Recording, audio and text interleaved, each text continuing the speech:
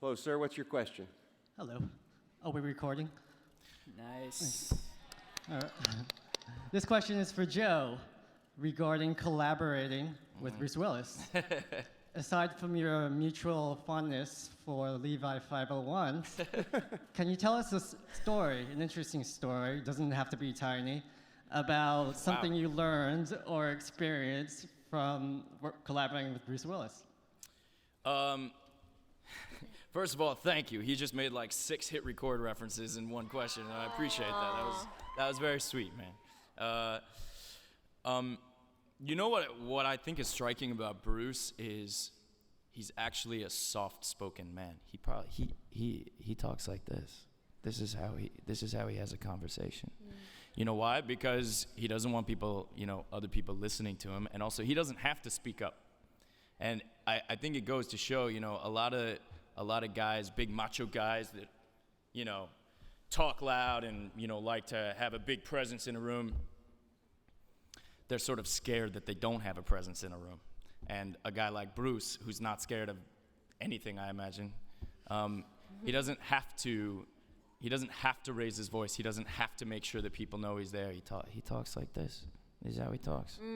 And I thought that was really, that struck me when I was working with him.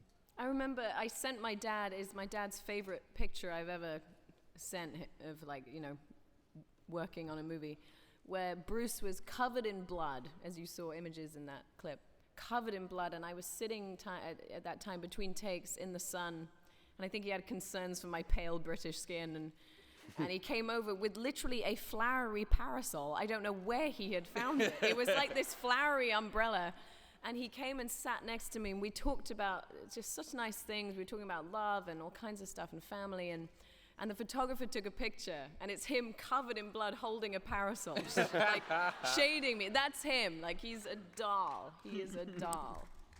Joe, you're a big movie star, and you've got all the success in the world, but when you're working with somebody like Bruce Willis, even you must be like, wow, this is pretty cool. I'm working with Bruce Willis. There has to be that fanboy moment. Man, you kidding? Yeah. You're working with an icon. How long does it take you to get through that on the other side so you can work together as equals? Well, really, as soon as you start working, I think, because once you're doing that, none of that other shit really matters anymore, So it's really about the scene, and he was really into the work. You could clearly tell that he had put a lot of thought into what he wanted to do and was really excited to do it. And that was exciting to me because, he's done a lot of movies. He's done a lot of great movies. And to see him get excited and get inspired and passionate about working obviously drew me right in. Right. So, once we were actually doing the work, I think all the iconography sort of goes away. That's great. Mother. What's your question?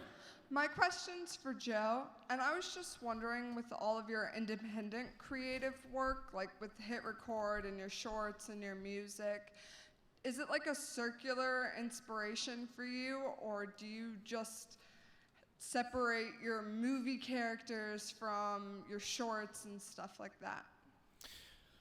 No, I don't separate it at all. I think it's all kind of one creative process, and Looper is a big action sci-fi movie, but Ryan and I did a much smaller budgeted movie before called Brick, and I know you guys already applauded for it, so you don't have to this time.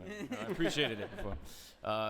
And I think the same sensibility remained from Brick to Looper, because the important thing isn't the size of the budget or how many people see it. To me, the important thing is the intention of the filmmaker. Ryan loves movies. That's why he's doing this. As opposed to, some movies get made and their goal is to make money, which is just not as interesting, as someone really telling a story from their heart that they want to tell. And to me, that's what's important.